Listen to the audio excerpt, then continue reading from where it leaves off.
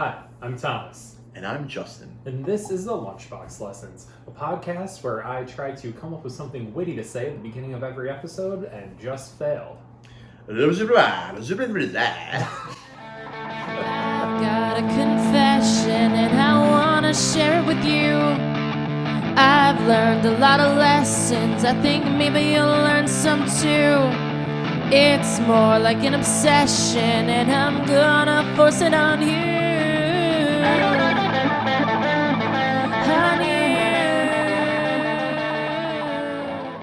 Hey guys, and welcome back to the Lunchbox Lessons. I'm Thomas Whitfield, this is Justin Perez, and we are going to be going over Season 1, Episode 4 of Roseanne, the Memory Game. But before we do that, Justin, how you been? Oh, I've been killing it. Every day I wake up, killing shit, taking names, breaking dicks. I've been well. Breaking dicks? Yeah, I break my dick every day. They should have put that in the Destiny's Child song. No, wait, what is it? Breaking dishes? Breaking dishes? No, is that Rihanna? Breaking dishes? Isn't there songs like Breaking Dishes? I have no idea what you're talking about, but it sounds like a good song. It sounds like a hit. I've been swell. I've been trying to get back in shape. I've made this plan to... So usually I bike to work. It's only like 2.5 miles away, so it's not really that much cardio, but I'm trying to that's a lot more cardio than a lot of people get. Yeah. That's not nothing. It's nothing to me. It takes 15 minutes each way, so that's 30 minutes. It's not a lot to me, but I would like to up my cardio, and so I've been planning to run to work, and the problem is this New York weather has been pretty wacky. Global warming, my butt. Am I right, guys? Yeah. How dare you, Greta? What do you have? Yeah, it's all her fault. Yep. What do you have to wear to work? Well, I change at work, so I work in court as a court officer. And I can change at work. I have a locker at work. I can wear anything to work. You just have to change before you actually start to work. Okay, so that's good. Because that was something that was kind of going through my mind, because I've thought about doing stuff like that, but I would have to wear a button-up and dress pants and bike and then get there and just be covered in sweat. Yeah, I don't have that issue. And I also have showers in my job and everything, so... That's great. Yeah, it works out pretty well. So I have a little fanny pack, which you can see over there on the right, the blue thing on top of the bookshelf. Yes, I see the fanny pack. It does exist. I would bring my phone and my wallet in there, and then my lunch I would just hold in my hand. And and have you gotten gay bashed while wearing that? Every day. I do it to get closer to you. So I'd wear the fanny pack and I would just run, but the problem is the weather's been complete poop. It's either been pouring, raining, or 15 degrees. And I don't mind running in the cold. It's just been 30 degrees is a perfect weather to run in. Anything below that's kind of miserable because your face is just getting brutalized. The courthouse is in Manhattan. No. It's in downtown Brooklyn. Oh, okay. Yeah. Because I was wondering if you had to go over one of the bridges. No. That's how I started running, actually, was going over the bridge. I thought I was going to be... I took a test and was starting the process of becoming a Port Authority cop. They're paid very well.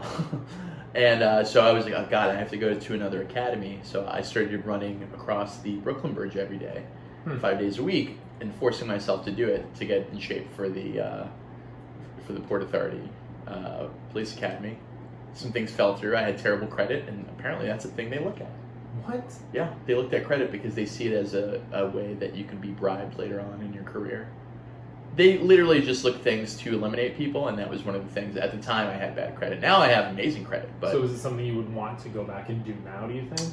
I think it's worked out for the best. I think I wouldn't have hosted a podcast. I don't think I would have got into comedy when I did if I was doing that job. That job, you make over $150,000, $200,000 just being a cop. Wow. So it's a good job. It's great in terms of making money, but in terms of having other things that I like to do, I would have not been doing that because my schedule wouldn't have been normal. Yeah, you would have had to sacrifice a lot. Yeah, exactly. And I would have been into beer or something like that, and into beer. yeah. I don't know, things you do when you make money and you're a street cop. So I think it worked out for everyone. But I haven't been able to run, so that's annoying. But I think I'm going to start it up next week. It's supposed to be a little bit close to 40s next week. I had no idea that you can make that much money as an officer. Yeah. Most jobs in law enforcement have a base salary, obviously, and then you get overtime based on like, I mean, some overtime is like you make an arrest and you have to just process it, and that takes like 8 hours sometimes, and so you just get overtime. Like I think I'm pretty open with my salary because it's listed online, so it's not like I'm hiding anything. Like I know a lot of people are like, oh, I'm not going to tell you what I make. What are you, fucking crazy? So anyway, I'm fucking my wife in the ass, or whatever the hell. That's a Chris Rock joke. Or is that a Dave Chappelle joke? I have no idea. It's definitely a joke, but is it? The joke is, I think they're talking about, I'm not going to tell you who I voted for. Yeah. So anyway, I was fucking my wife in the ass. Yeah. I think it's Chappelle. I think it's Chappelle. Anyway, so I make, I think my base is like 79 or so. I get a couple of allowances for like location pay and stuff like that. But on average, I can make, the last few years I've made over 90 something. Nice. Just doing that. So it's a pretty interesting job. It's pretty, I think people are surprised that I can make that just being a court officer, but it's true. I mean, I also have no idea what being a court officer actually entails. Like, zero idea. I imagine that you are standing next to the judge, like, making witty comments, like on Judge Judy, but I'm guessing that's probably not the real setup. No, that would be very cool, but it's not what the job is. The court officer basically, there's, most cities have, like, each borough in New York has about 7 or 8 courts. Courts for different things. There's like Supreme Court Civil, which is like over $5,000 you're suing for, some number like that. Supreme Court Criminal, which is crimes that are felonies that are going to trial, and that's where I work at. When felonies go to trial, they go to my court. There's Lower Criminal Court, which is where you're first arrested. You're arrested and processed. You go to Lower Criminal Court. There's Lower Civil Court, which is for small amounts of money. There's Housing Court, if you want to sue your landlord or your landlord wants to evict you. That's a big one in New York. Yeah. There's Family Court, where if there's an issue with your family or custody or divorce and you need the courts to intervene, you go there. There's Community Court. There's a whole bunch of, there's diversion courts. There's all these courts. And so I'm assigned to where felonies go to trial, and felonies, being assault all the way up to murder. And basically, I am in one of several locations. I'm either downstairs in the lobby doing like TSA type security, screening bags and screening stuff who come in to make sure they don't have any weapons on them. I'm usually inside of a courtroom. I'm either sitting behind someone who's incarcerated or just sitting in the courtroom, sitting, not standing, not saying anything at all. And the trial's going on, or I'm sitting by the jury, I'm handling the evidence, I'm marking the evidence, I'm safeguarding the evidence, I'm dealing with the witnesses, or I'm just an extra person in the courtroom, and you're just making sure nothing bad happens. A lot of times the bad things happen when there's like a verdict, because let's say it's a murder case, and the defendant is not guilty, you'll have the defendant's family there celebrating. Like, yes, yeah, huzzah! And then you have the other family that's weeping. Yeah. It's weeping and upset, and they resent the family for celebrating. And so usually during verdicts, we'll have a lot of security there. We'll have extra officers just in case something like that happens. And then at sentencing, so let's say you go to trial for murder, you're convicted, then we come back in 2 weeks for the judge to sentence you. The jury comes back with the verdict of guilty. The judge will sentence you in 2 weeks, and that's another thing. If the judge sentences you to too little or too much time, people get upset.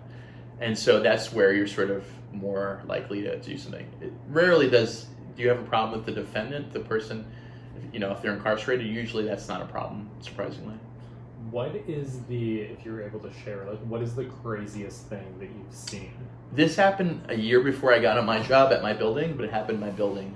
There was 2 people, Pearson and Hendricks were their last names. They went to trial for kidnapping, and I want to say murder? It was multiple charges, but kidnapping, if you kidnap someone, the penalty for that is like 20 years. Like, you might as well kill somebody, because it's a big deal to kidnap someone, and the penalty for it is almost as severe as murder.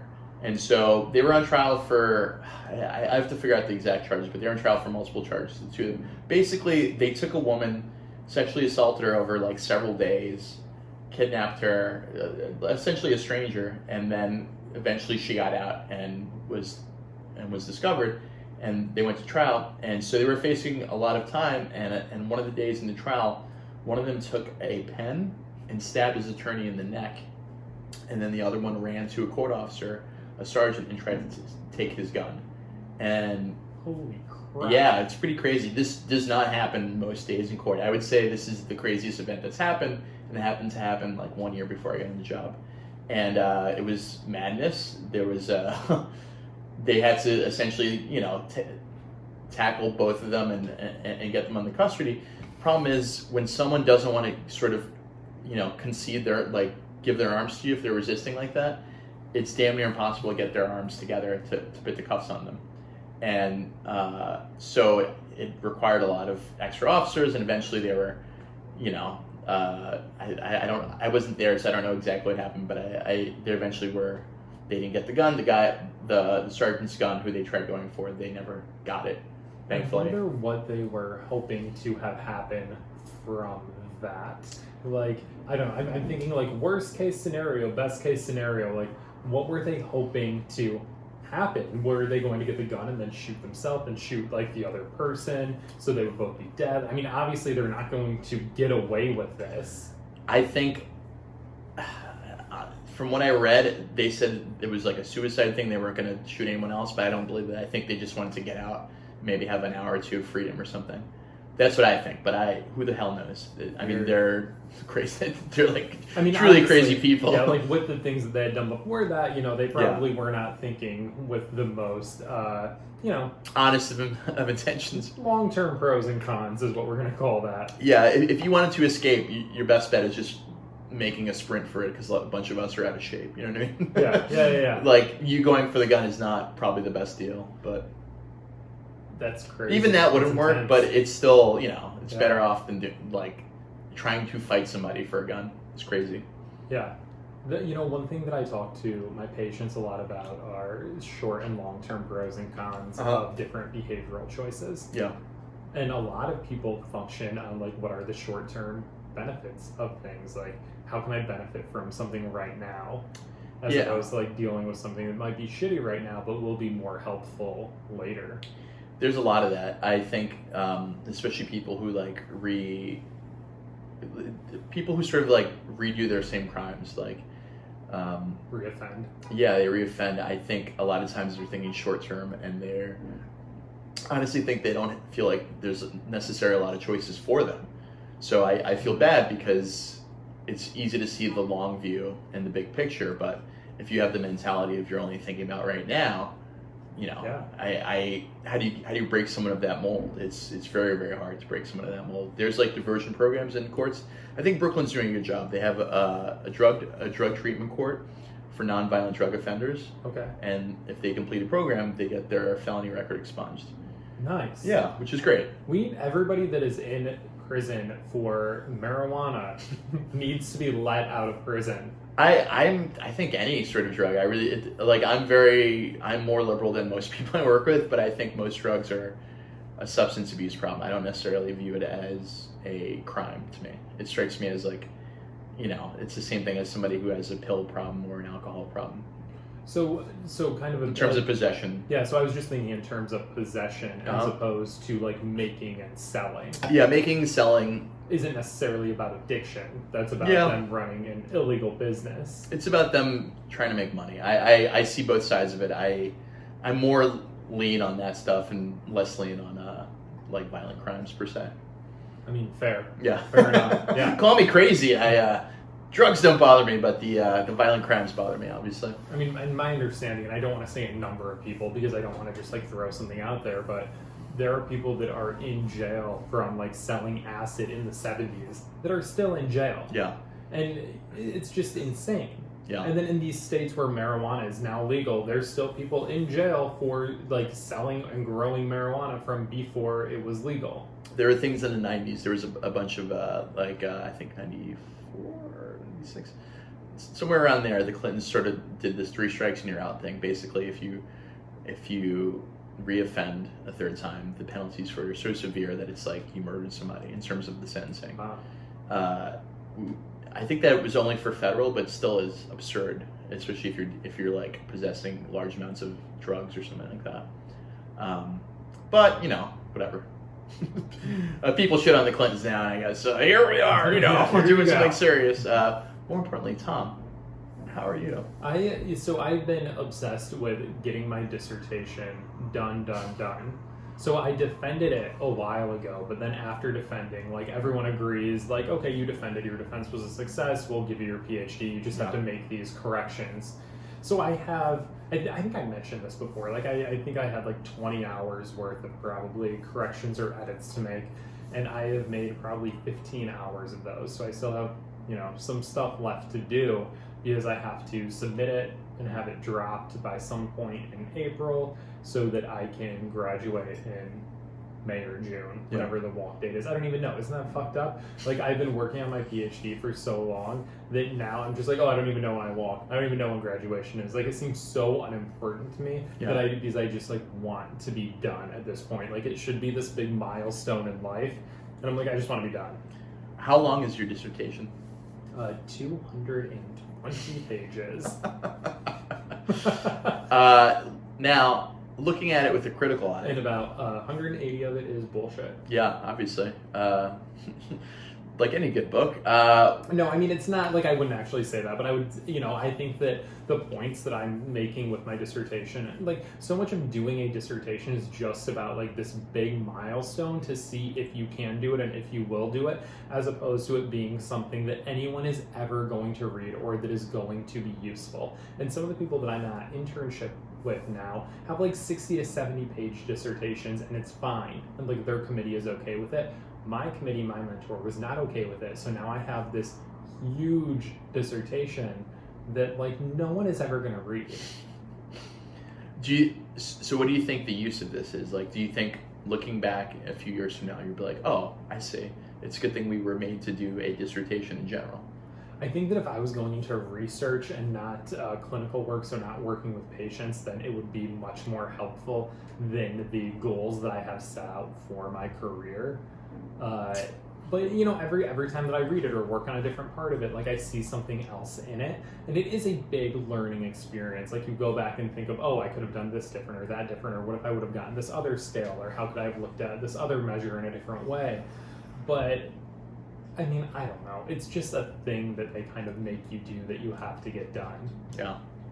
And you from the beginning of starting the program that you are eventually going to have to do this dissertation. So I really set myself up in a way to get it done on time. Yeah. So that I wouldn't be working on it during my internship year, except for making these edits. So I busted my ass to get it done before I left so I could defend right away and not have to just have it hanging over my head while I'm working 50 hours a week. For someone who doesn't go to grad school, like the majority of us, right? How would you define what a dissertation is completely? So a dissertation is a large paper that you have to write that has a couple research questions that you want to answer. So you have to do a ton of research about your research questions, come up with hypotheses about a study that you want to do that study to try to answer those questions, and then write about what your results from the study you did, how they pertain to the past research and what it means for researchers going forward should they want to investigate some of the same questions as you. Interesting. Does that make sense? Yeah, it's I understand what you're saying now, and it would be better for research people because that's essentially what you do when you do a scientific paper. Exactly. It's the same thing. So it's like doing a scientific paper you would submit, and then maybe it would be the results would be published in Scientific Today or some publication like that, or Psychology Today or something. Well, no, not Psychology Today. Psychology Today is just a pop magazine. I have no idea. A popular culture one. No idea what they're called. These actually get published in scientific journals. Mm-hmm. That you have to... Scientific America or something. No, I mean, so AIDS and Behavior is one that I have a lot of stuff published in. JAIDS, that's my favorite one. Journal of AIDS. Because a lot of the research that I've done is on sexual health, specifically HIV and AIDS. Yeah. So my entire dissertation is about how can we get pre-exposure prophylaxis to younger communities that are at risk for HIV. Pre-exposure prophylaxis is a pill that you take once a day. Is this PrEP? Yeah, it's PrEP that you take once a day when you're HIV negative to not become HIV positive.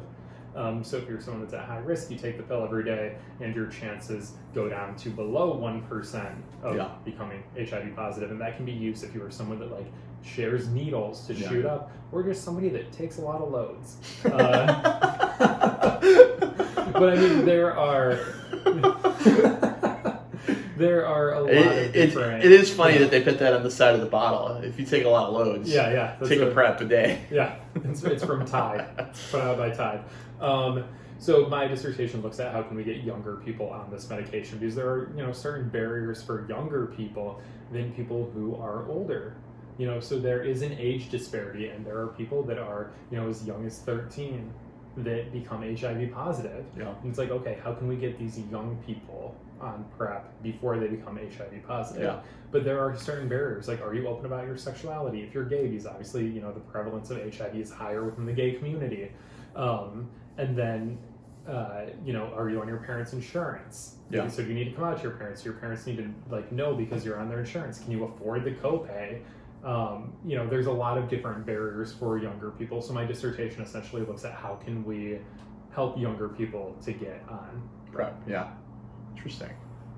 Is PrEP made by like multiple companies, or it's from one company right now? They have the patent.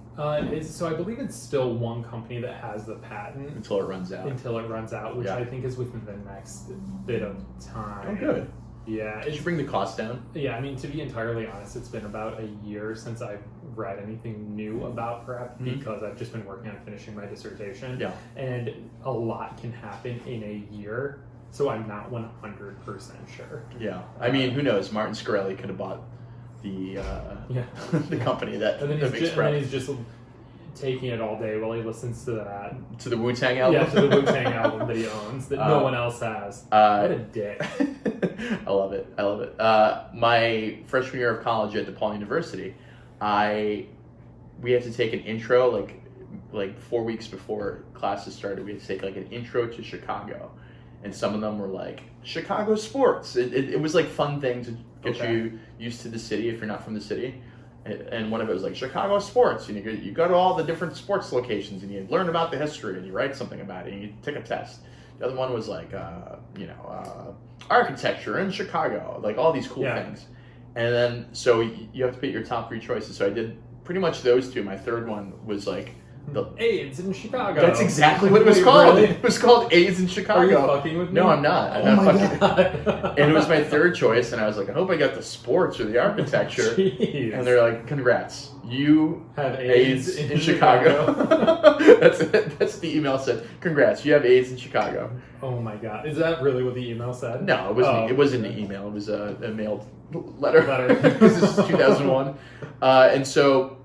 What it was we had a Gary Harper was the instructor at DePaul. He was really cool, and we would go to different locations and learn about different ways that they're fighting HIV. In Chicago, we went to some highlights. I remember we went to a needle exchange program. Okay. It essentially was like a van, and people would come and exchange needles. And it took me like a minute to understand how that was helpful. Of like, oh yeah, okay. So people are going to do this reduction. Yeah, people are going to do this anyway. It's essentially like giving out condoms. You know what I mean? Yeah. People are going to fuck, so you might as well give them condoms. And people are going to shoot needles, so you might as well give them new ones. And that's like a controversial thing in a lot of states. Like they don't allow a needle exchange program in a lot of states. Yeah, or there are safe use zones or areas where I don't know a ton about, but basically where you can go to use drugs, and if something bad should happen, you have people there to stop you from dying. Yeah. And it's all a form of risk reduction. Yeah. Of like, I get it, you're not going to stop doing this behavior, but like we would rather, have you survive right now, and then, if you decide to stop that behavior later, perhaps we can change you. We can help you then. And the thing is like, that's one of the first things that you learn with psychology is like, you can't make people do things they don't want to do. Yeah. And that could be like not shooting up heroin. Yeah. Or like getting out of bed in the morning because you're depressed. Yeah. Like you can't make people do things that they don't want to, so you might as well support them with where they're at instead of being like, it's my way or the highway. Yeah, it's like any sort of rehab thing, like for alcoholism or anything, you need the person to want to attempt to make a change. Yeah. It's not going to work any other way. If you like kidnap your son and drop him off at rehab, it may not work, obviously. We did that. We went to, I remember we went to the Asian American AIDS Foundation or something like that. And it was an Indian guy who spoke. And I remember this very well. He goes, a lot of people don't realize India is in Asia. I remember being like, oh yeah. I remember being like, oh yeah, that's a good point. And he was like, just people think it's Chinese people and then Japanese, but India. And, I remember he made a very big point of that. And that was the only thing I remembered from that speech, besides my bad accent. And then we went to this place in Cabrini Green, a part of Chicago, that is predominantly black. And I remember we went and we saw these women who were in their 40s and 50s, and they were telling us about the neighborhood center they have there that supports people with HIV, and they gave beautiful performances and poems and it was poetry readings, but very, very emotional. But the problem was, since this is my first 4 weeks away from home, every night I was out till 2 or 3 in the morning.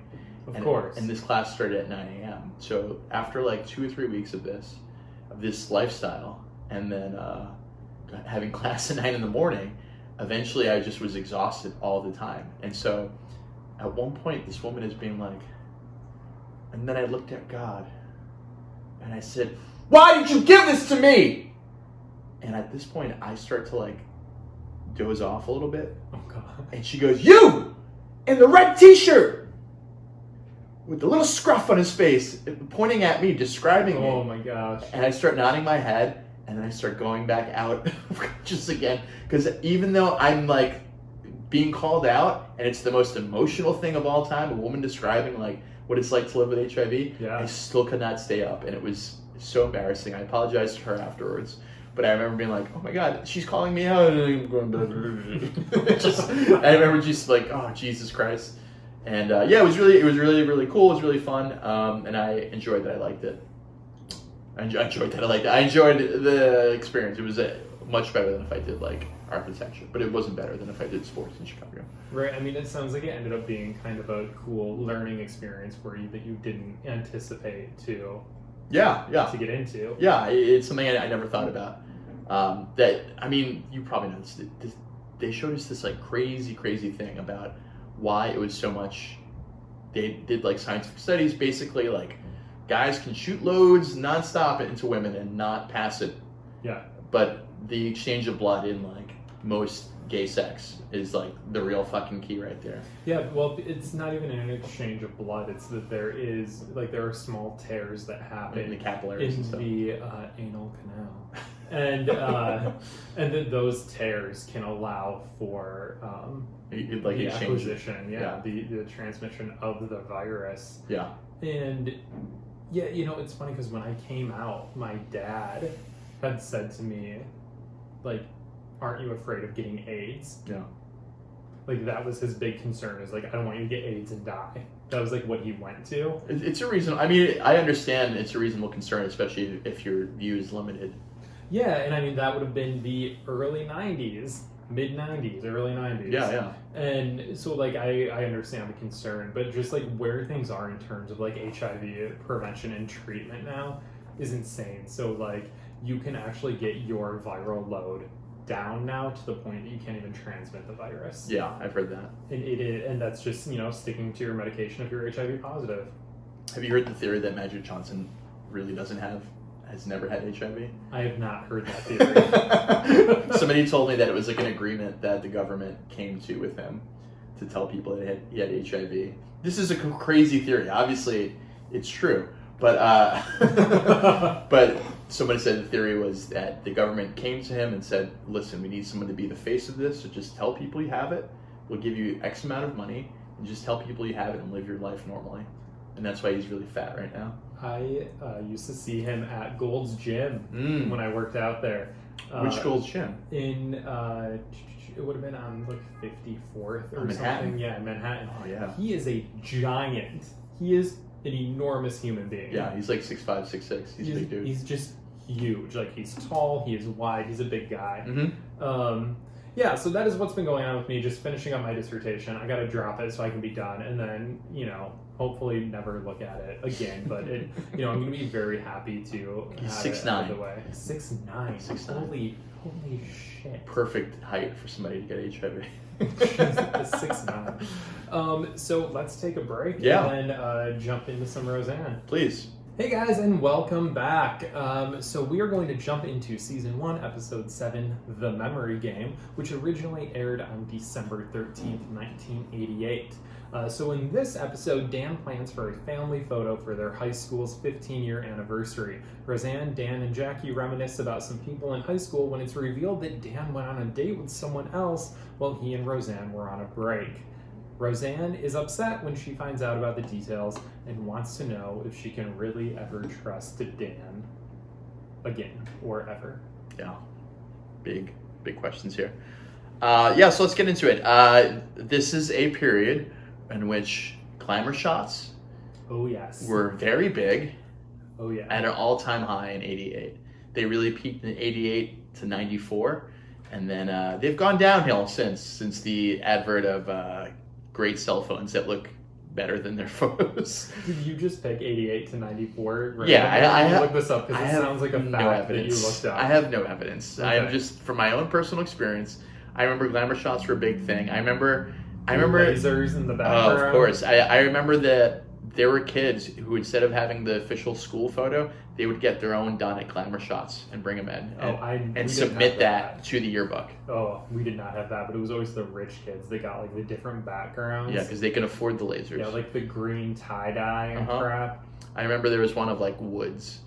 The one my parents always got was like, it seemed church-like, which I always thought was terrible. As someone who despised church. Maybe if you're in a cult. Then Yeah. you're in the woods. Yeah, I guess so. Okay, so so in this episode, it starts off with Dan being on the phone, and he's like really excited about getting these photos done, and Roseanne is like, "What is going on? Like, why do you even care about this?" And it does seem really out of character. Yeah, for him to care about photos or care about what the family looks like or how they present. Yeah. And Dan's kind of like trying to talk Roseanne into it, and Dan says, "Whatever happened to your school spirit?" And Roseanne says, "I lost it on prom night along with everything else." Implying that she had sex on prom night. She had sex on prom night. Did you go to prom? Of course. I think I went, I was not cool, but I was cool enough to like go to prom. I wasn't like that much of a loser per se. Did you go to prom? Yeah, I went all 4 years. I went all 4 years. We were only allowed to go when we were a junior or a senior unless we went with someone that was older. Yeah. So I made friends with people and then went with my female friends that were older just, because I wanted to go to prom. Of course. I don't remember anything about them like being cool. Yeah, I think they hyped it up a bunch, but I don't remember it being cool. I remember like if there was someone I had a crush on, I was like, maybe this is my chance to prove it, and it never worked out, obviously. I always wanted them to be like the prom nights that you see in movies. And I just those like epic. Yeah, I don't think they exist.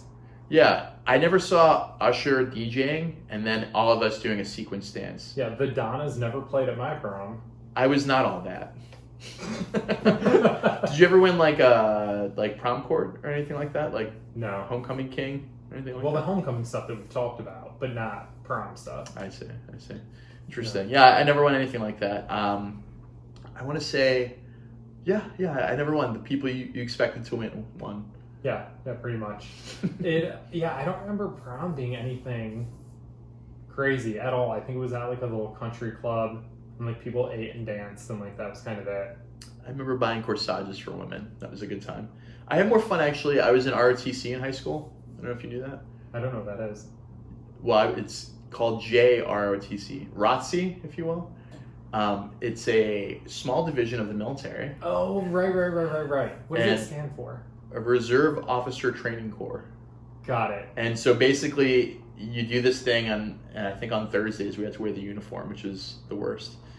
And what I would do is I would wear the uniform for my class, naval science, and I'd switch directly out of it and then avoid that part of the school where those teachers hung out at from naval science. Basically, the U.S. Navy and a bunch of other branches struck a deal with the government that we can have essentially a recruiting tool in which we, I think the federal law was they had to either have 10% of the high school population or 100 kids enrolled in ROTC for it to continue. And basically, if you did it for 4 years, and when you enlisted, instead of being an E1, enlisted 1 in the Navy, you'd be an E3. You started at a higher pay grade. And that's the only benefit. It was supposed to look good for, I guess, resumes for college or something. I don't know. I did it because all my friends did it, and we got to travel places for very cheap because the U.S. Navy paid for it. That's cool. I don't know. I don't think my school had that. You miss nothing. I mean, 100 kids seems like a lot to get them to sign up. Well, 100 out of 1,000 that were in my school. Or, yeah. I mean, that still seems like a lot to me. It was a lot, but it was, 20, 30 kids a grade. And that's all it took. And every Thursday you had to wear that outfit. Every Thursday I had to wear the outfit. Ugh. And we had to get, inspected, and we had to, shine our shoes. Right. It was a real pain. I would say overall it was a good time, and we did some cool trips, and they had the military ball in which you'd wear, your very fancy, classy outfit and bring a date. And that was more fun. Did you ever consider actually going into the services? No fucking way. No. I think I had I feel bad now. I had somebody from the Marine Corps come to talk to me about possibly enlisting, but I was like, if anything, I would go to college and be an officer. I'm not going to fucking enlist. But yeah, long and short of it is I never considered it. It was not for me. I hated ROTC, so I couldn't imagine liking the actual military. I mean, I like a lot of structure and control, but I don't think I'd be into that. No, I would have been kicked out several times over. So Roseanne keeps talking to Dan, and it kind of comes out that Phyllis Zimmer is the person who set up for the photos to happen. Mm-hmm. This is a name that comes up a few times in the series, in a few different episodes. That name will come up. It's the white whale of the series. And, well, no, she eventually makes an appearance. Oh, way later on. In a way, it is the white whale because it's the elusive thing, but it does make an appearance in Moby Dick. If you've read the book. I have not. I was reading that in War and Peace, just like Michelle Williams. Moby Dick comes up in Roseanne at some point too. Not this episode, obviously, but we'll get there. And Great. It'll be remember back season 1, episode 7 when we talked about Moby Dick. Phyllis. Yeah. So they, Phyllis Zimmer is putting this all together. She wants all the photos. They're going to update the yearbook or something like that. Absurd. Yeah. So then we're back at Wellman. And Roseanne is sitting there talking with the girls, and they kind of start to reminisce about school. Yeah. And we get a little bit more, info about Crystal. And Crystal says that she really cared about her schoolmates, and then goes on to be they voted me second runner-up for Junior Sweetheart Queen. I would have won except for Tristy Vong. She got her hair done, which was against the rules. It's just one more of these instances where Crystal is very, anal about everything. And she, I love it when you're watching a show and they throw out a random name like Christy Vong. Mm-hmm. Is never going to come up, as far as I know, unless I miss something, ever again. But I love that, she says it, and that, just like we were talking about in our last episode, when you say someone's name from high school that you still have a vendetta against, it rings true for you. It triggers a memory. Yeah, who Christy Vong is, that fucking bitch. Yeah. I know exactly who that is. I love real names, too.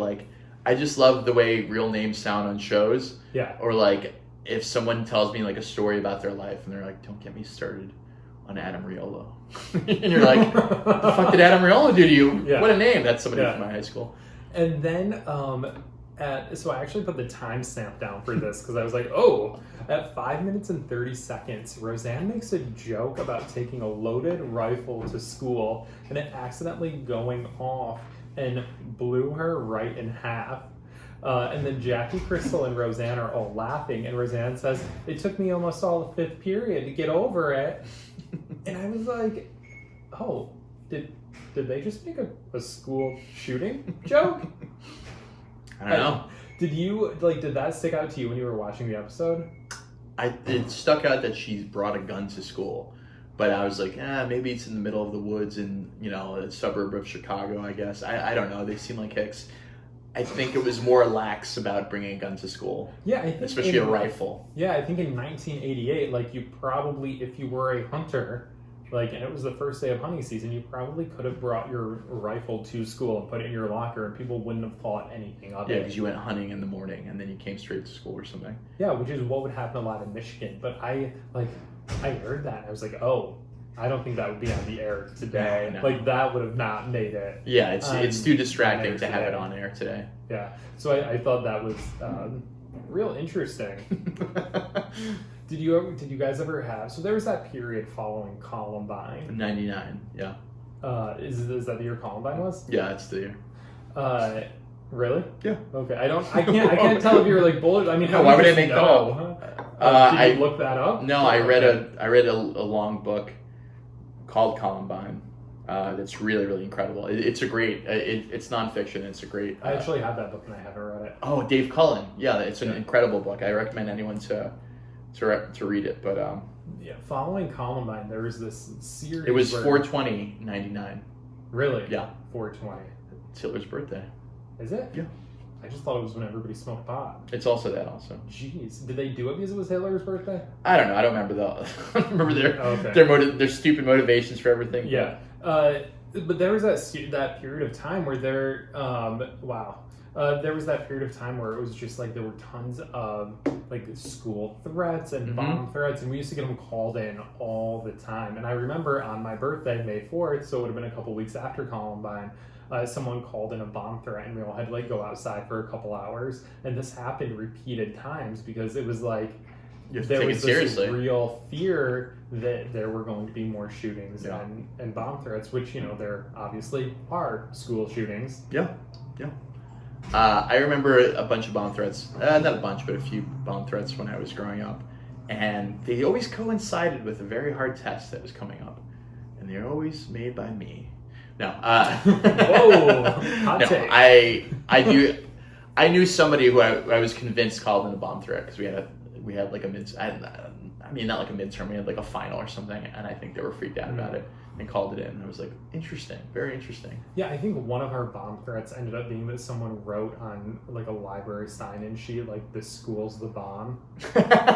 That's a compliment in 90s slang. Yeah, they were like, we got to evacuate, and we got to get everybody out of here.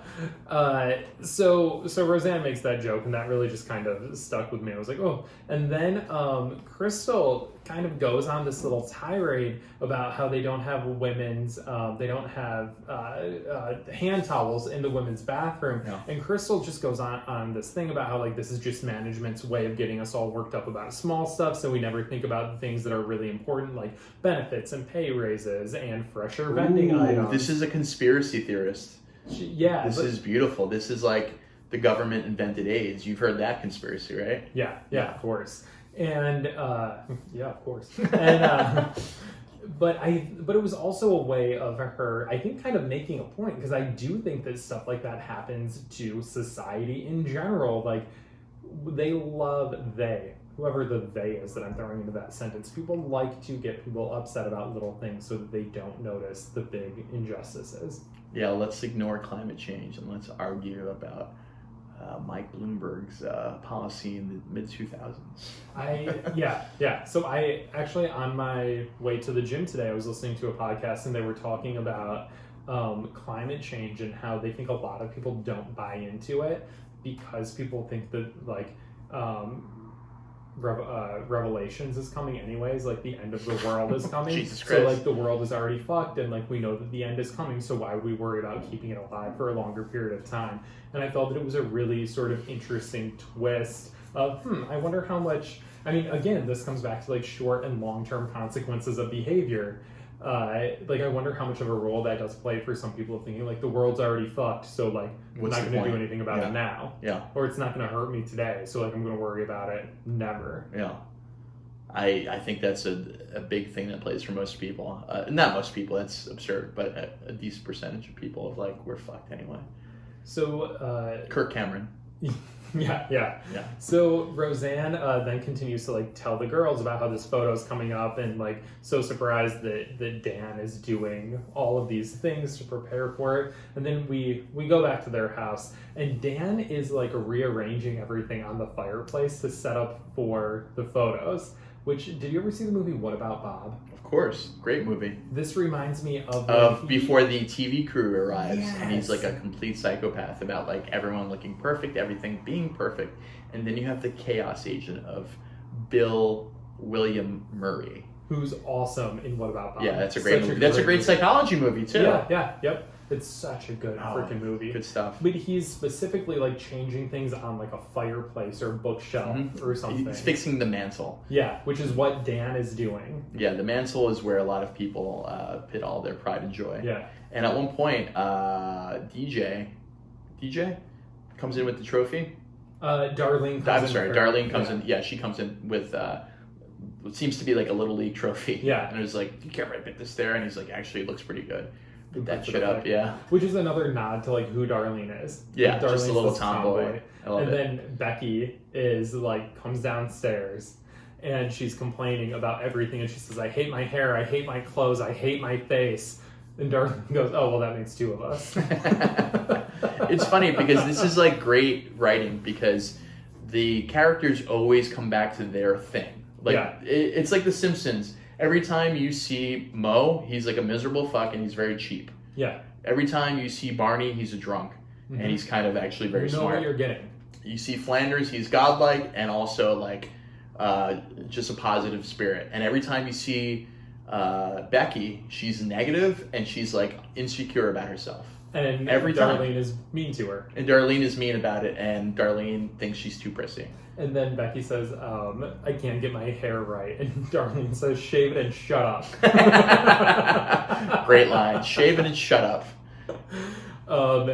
And then Dan is like DJ comes in, and they have this really cute moment where like Dan picks DJ up and he just kind of like shakes him or something. Mm-hmm. But like this is one of the moments that you were kind of talking about in the last episode where like they feel like a family, like they feel like they know each other and are like they have a real connection. Yeah, this feels like John Goodman is messing around with Michael Fishman. You know what I mean? Like this feels like a real connection that they probably have the same connection off screen also. Yeah, I would be really curious to know like how many of these, you know, I guess archetypes that they play in this show end up being kind of how they relate with each other in real life. Because I would think that they probably to a certain degree do, I don't know, maybe think of John Goodman as like a father figure. Yeah, of course. I mean, you're seeing him multiple hours a day. Like it's hard not to feel like that a little bit, and he is much older than you. Do you know, is John Goodman in the Connors? Yeah. He is? Yep. Oh, wow. I thought it'd be below him. No, they're all in the Connors except for Roseanne now. All of them, yeah. That's interesting. So Roseanne then enters, and Dan says, oh, this is my favorite dress. And Roseanne says, you can wear it tonight when we're alone. And you know what? That dress maybe could have fit John Goodman. Like it's a big dress. Yeah, like she's just wearing this red and blue cloth. It looks like it drapes. Draped over her. I thought it was such an odd choice for that line. I think this was a time where people did not know how to dress larger women. I think everything I've seen her in that hasn't been like a sweatshirt and jeans has been very bizarre. Like even the times they get dressed up, like when they go to the country club. Yeah. Oh, that's true. It's a terrible dress. I think it's just we have not caught up to how to care about people who are bigger. It's like, how can we cover them up? That's really literally the style of like, let's just cover them up like the way you'd cover up a hole in a wall or something like that. Interesting. Yeah. Interesting. I hadn't thought about that as much as I just thought that it was not an attractive dress, but I think that makes a lot of sense. Yeah, the social norms now are like, we should embrace this. You should wear something sexy, even though if you're a bigger person. Whereas I think back then they're like, you should cover this up. You should not let people see you for your body shape, and it shows. You should be ashamed of how you look. Yeah, and it shows in the styles. Whereas now, like, they make one pieces that are in like a size 15 or something. Right. That's probably not even a size, but you know what I mean. I have no idea. I know nothing about sizes, but yeah. They make bikinis for like big people now, which is like progress. As humans, the simple act of giving clothes that fit everyone is like, wow, look at us. We're kind of nice sometimes. I was recently with one of my friends out. So was I. And she wanted to go into this clothing store, and we were looking at stuff, and I noticed that it was a female clothing store, and half of it, I guess, more average size clothing, and the other half of the store was larger clothing, and it was separated, like divided in the middle, which I didn't realize that stuff like that happened. Like, I just thought that you had a shirt that went from like extra small to extra large. Yeah. And she was telling me like, oh no, it's split in half, and then it kind of dawned on me that, you know, there are people that are big enough that they can't buy off the rack. And that's something that I sort of take for granted. Of course, yeah. And I don't know where people that are really, really large, like, I mean, I love my 600-pound life. I don't know where those people get clothing. There's like special places you can order it from. I've never been, I've been friends with large people, just not that big, not like 600 pounds, but I've been friends with people who are super tall. And they've been like, oh, there's a couple places online that I would order from. And then back in the back in the day, they had Big and Tall, which was, I don't know how they made money, but apparently there's enough. So then Jackie shows up, and Roseanne and Jackie are both like chewing tons of gum. Yeah. This entire episode, I'm like, oh, they're just like chomping away. Does it bother you? It does. It does bother me. I think seeing it, I kind of have a thing about gum. I don't like gum. Interesting. So she shows up and with a pillowcase full of laundry, and she's going to do laundry. So they end up going into... Yes, that's right. When she shows up, they're like, what are you doing here? It's like, oh, it's laundry day. I'm doing laundry today, which is a great detail of like, if you have somebody with a washing machine, you're going to do it at their house because you're not going to pay for it. Yep, absolutely. It's perfect. And they all go into the kitchen. So like the three kids, Dan, Roseanne, Jackie, and they're all looking through the high school yearbook. And they point out they pointed a photo of Dan playing football in '67, and Roseanne in this photo too, and Becky goes, "You look so queer." Yes, I have that in my notes. Yes, the original Becky says, "You look so queer," and I remember being like, "Oh, is that like the old timey way, or literally just her saying you look gay?" I mean, I think. Which way did you take it? So I mean, I take it in the way of like you look weird. Yes, like the old timey way of queer a lot as like, oh, that's weird or that's different. Or like odd. I didn't take it as like her making some sort of like gay slur at all, but I just thought that it was it just seems like an odd line. It was a line that was used a lot more back in like, you see it in old movies like from the 50s and stuff. Oh, that's so queer. Yeah. I'm having a gay all the time. Yeah, baby. Yeah, whereas like when it's set in 1988, you're like, why? That's bizarre. And then Roseanne follows it up with, I was going to New York to become a writer and spokesmodel. And again, it comes back to this like Roseanne was going to be a writer. Spokesmodel? Yeah. What is a spokesmodel? That's a influencer before Instagram. Yeah, spokesmodels are like famous people only, like or an Instagram influencer. There's no spokesmodel. It was probably like Cindy Crawford. Was she like late 80s or was she more like 90s? She was more 90s, but she was a spokesmodel because she was a model. It was basically like what an influencer is now. Yeah. But again, we come back to this like I have these dreams sort of thing. And then they continue to look through, some of the photos, and Roseanne and Dan have like a quick quip back and forth about how there was a week where Roseanne broke up with him because she read in a magazine of how to drive your man wild. And then and then Jackie points out Phyllis Gagme Zimmer and says, what a waste of boobs. I can't believe Dan ever took her out. So this is when it's just Roseanne and Jackie in the kitchen. And Roseanne's like, he never took her out. And Jackie's like, yeah, that week you guys broke up. And you find out that Dan never told Roseanne about this. Yeah. So Roseanne gets really upset and goes into the living room. The photographer's there, kind of and confronts Dan about it. And then they go into the kitchen to discuss it.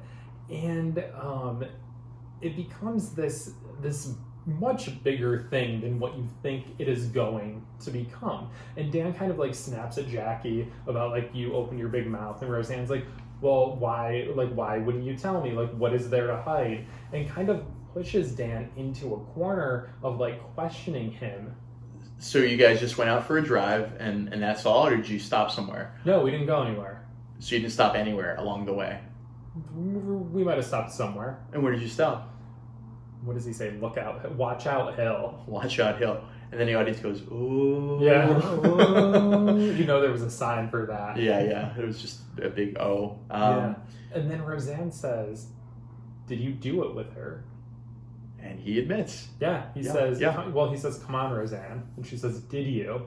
And he says, yes. Yeah. And it's like very silent. So you hear the ooh when you hear the watch out hill part, and then he says that, and it's just like whoosh, like nothing. And she just looks at him, and then they go to take the photo. Yeah. Anyway, what did you think about her outrage about this? I mean, her outrage is warranted because she feels it, but I'm saying, what did you think about the deal that was being made about this? So it left me wondering, like, how many people did they both have sex with? Because it seems like they were high school sweethearts. They only ever had sex with each other. So if we're coming from that perspective, then like, if the only man she's been with is Dan, then it is kind of heartbreaking. Yeah, and if she thinks that she's the only person that he's ever been with, it's kind of heartbreaking. Yeah. But then, like, there are later episodes where like there are other things said where it's kind of, you're like, oh, maybe it's just for the episode and not really about, that they only ever had sex with one person. Yeah. But I think that if you think that you're with someone and you two have only ever had sex together, that it could feel like a really big deal. Yeah. But I'm also like, who cares? Like, this was the inverse years ago. Yeah, it was 15, 20 years ago. You slept with someone you didn't tell me. And in Dan's defense, I'm quoting the great Ross Geller, we were on a break. We were on a break. Well, and it's the first original we were on a break. Yeah. He is correct. His defense of it is like, I was devastated. Yeah. You broke up with me and I was devastated. I was heartbroken. And she just broke up with somebody and we did it. It's all very reasonable. And I've done that. Yeah, and I understand, it would hurt the person more to tell them than it would just to keep it to yourself. Yeah, like, is it worth it to tell the person or not? And I think that is, like, kind of part of a very long, large discussion, too, of, like, when you choose to tell people these things and when you choose not to. And, like, is it that you are 100% open all the time? Or is it that maybe if they are going to be married for the rest of their life, like, what is the point of bringing this one thing up if you know that it's going to hurt them? It's going to hurt them. Yeah, my therapist has said this before, of, like, you have to, not me personally, but just in general, people have to understand, like, what is this going to accomplish? Your honesty. Like, it's one thing to be dishonest, but it's another thing just to withhold things to yourself because you think it'll hurt the person too much. Like, she told me about someone, but in vague form. She wasn't like, Dan Smith did this, but she was telling me how this woman a client of hers was getting engaged, and her fiance confessed to her that he had sex with a man when he was younger, and she couldn't get past it. She really couldn't get past it, and my therapist was like, I tried talking with her and whatever, and it bothered her too much, and she broke up with him. And I was like, Jesus fucking Christ. And she was like, yeah, and that was a case where, like, he probably thought it was best, but I don't know. Something like, you don't need complete honesty with people if you think it's going to hurt them. Yeah, and I don't disagree with that. And, like, I don't know, also this people not being able to get over stuff. Like, I have clients or have had clients in the past that have not been able to get over things that exes have done or current people that they're with. And I'm just like, look, you are miserable. Yeah. Like, you have to let it go or end the relationship, because otherwise you are just miserable. And, like, neither of you are happy, neither of you are helping each other. And, like, someone can only apologize so many times before you have to make the decision to let it go. Yeah, it's not worth it. And some people, like, don't want to because they are angry and they can't let that anger go. Subside, yeah. And yeah, I sometimes wonder, like, I don't know, would it be better if this person didn't know? Yeah.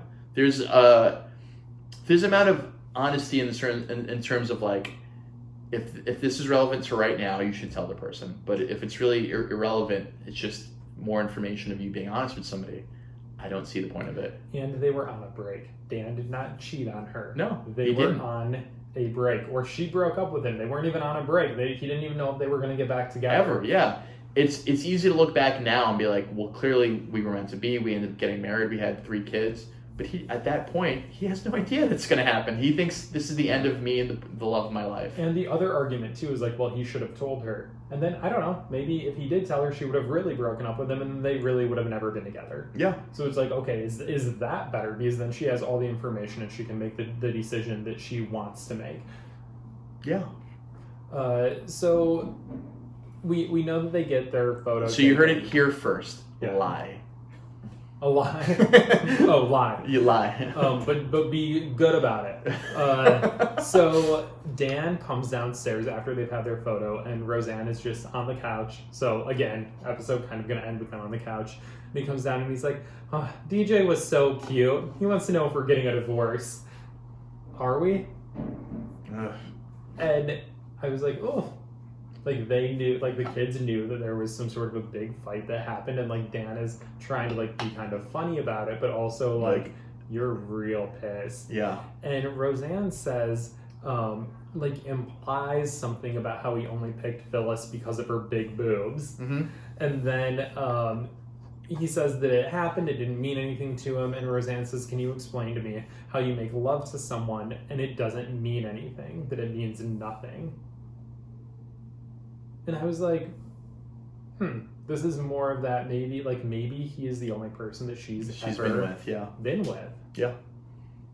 And he's just like, it just didn't mean anything, basically. Yeah, if you've hooked up with more than one person, you would know that it's definitely possible to not have emotions attached. Especially for men. I think men are able to, like, compartmentalize all that stuff. Whereas, I mean, maybe I'm just speaking in like general terms. Maybe that's just everyone can do that, right? So, I mean, I think when I was younger, I was able to compartmentalize that.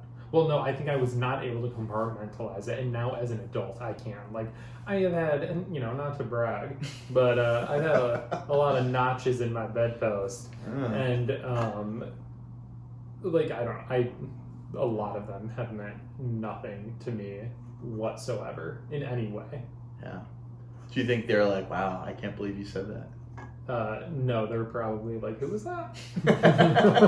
Oh, Tommy with the hair, of course. I mean, I'm assuming that you have had pretty meaningless sex ed. I have in my at least once. Just once. And it was very mean. No, I'm sure, yeah, I definitely have, and I think most people, if you've had sex with more than one person, I think eventually you will have something that doesn't mean as much to you as it might mean for the other person, or might mean for you with other people. So I think that's pretty normal. I'm also thinking, like, as an adult, I don't know if I could continue to date someone that got mad about someone that I had had sex with before I, like, knew them. Yeah. Which is not what's going on here with Dan and Roseanne, but, like, I don't need to know your entire roster. Like, I'm going to pile more of that under, like, things I don't need to know. Yeah, this is, like, you just babbling now at this point. I don't want to hear about this sort of thing. Yeah, I think it's fair. I think they handle it. I think they handle it well, because I think they let people emote. They let people get their anger out and explain why they're upset. And then he also gives his reason behind it. And I think it was a good showing of, like, a healthy relationship. This is my non-professional opinion. What's your professional opinion? With how they handle it? Yeah. I think mostly it's fine. Like, it ends with her saying, I hate you, and he says, I hate you too, baby. And, like, you can tell that they're going to be fine. Yeah. And I think that you kind of, like, when you're in a relationship, you have to make choices about, like, what is worth it and what is not worth it. Like, they have 3 kids together. They're not going anywhere. They love each other. They're not going to get a divorce. Like, just accept that it happened.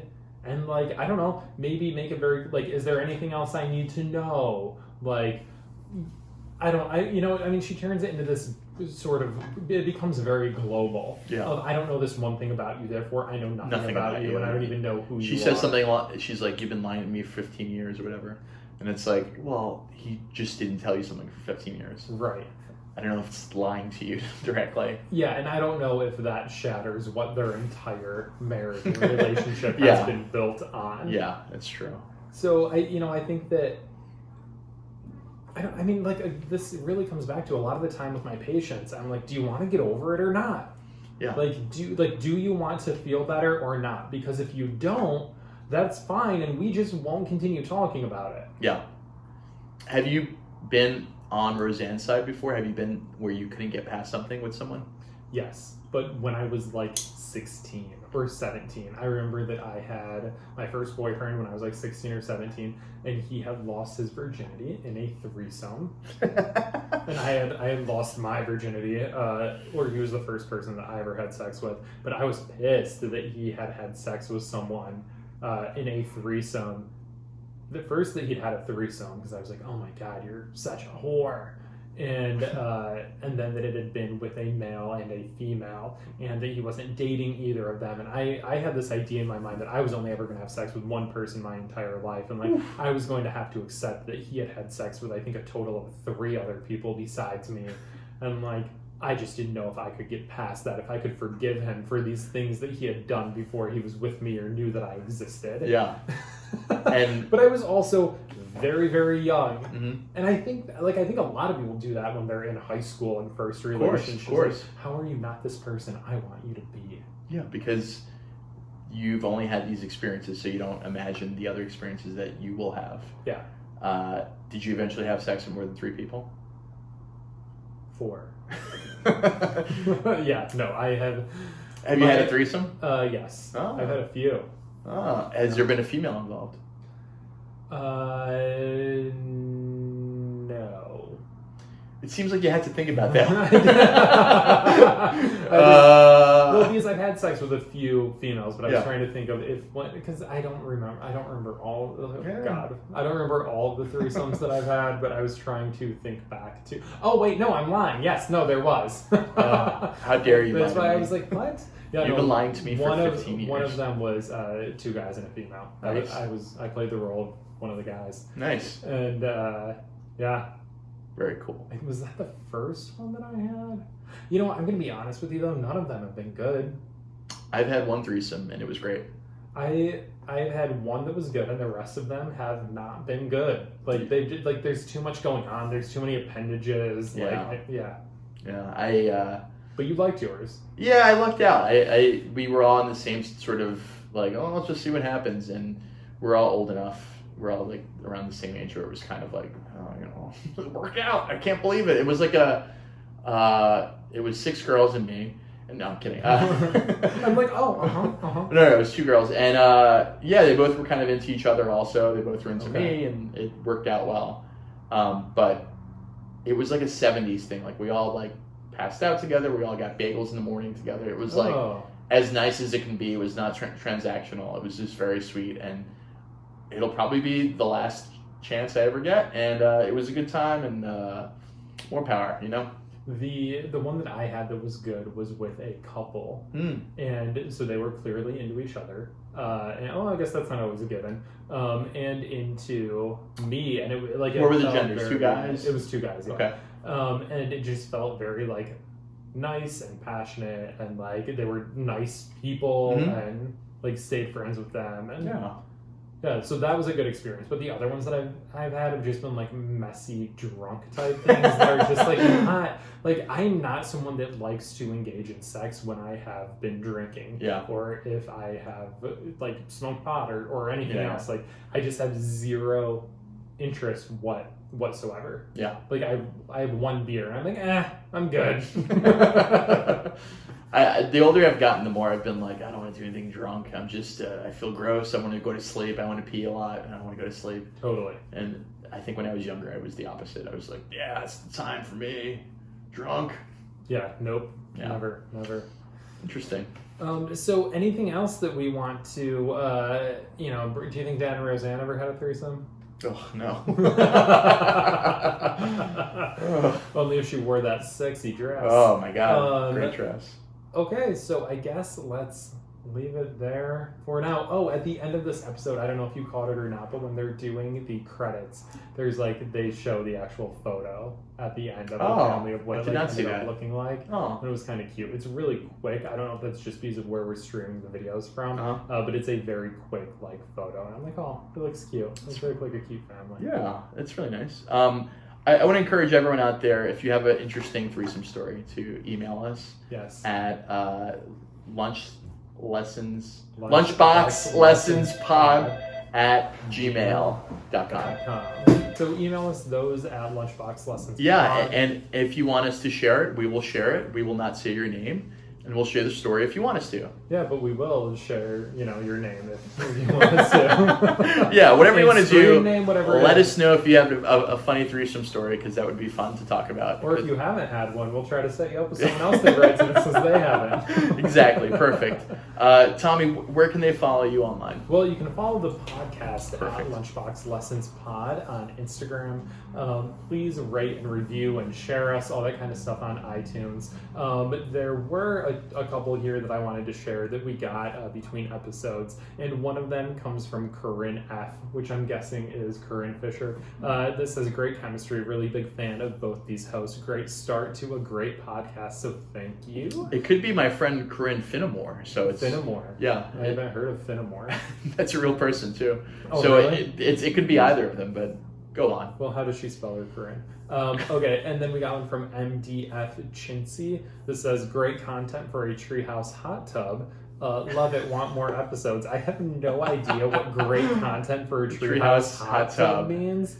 That was where my only threesome took place, in a hot threesome. I can't even speak. Thank you, Chintzy. Cincy. So my friend